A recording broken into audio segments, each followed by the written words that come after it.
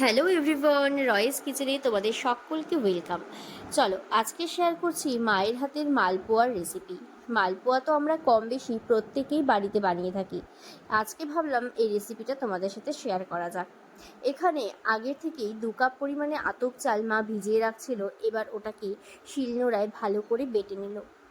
এরপর বেটে নেওয়া সেই চালটা একটা বোলের মধ্যে নিয়ে তার মধ্যে আগের থেকে ভিজিয়ে রাখা ওই হাফ কাপের মতন সুজি দিয়ে তার মধ্যে ওই হাফ কাপের থেকে একটু কম পরিমাণে ময়দা দিয়ে দাও।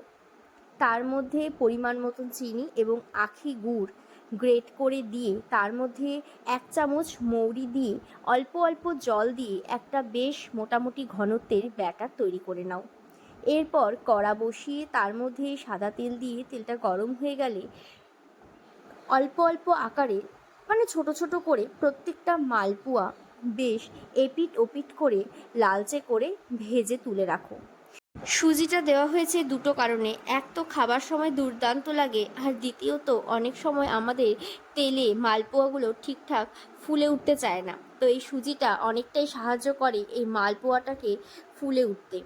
এই ছিল আজকের একটি ছোট্ট রেসিপি। দেখা হচ্ছে আবারও খুব তাড়াতাড়ি সুন্দর আরেকটি রেসিপির সাথে।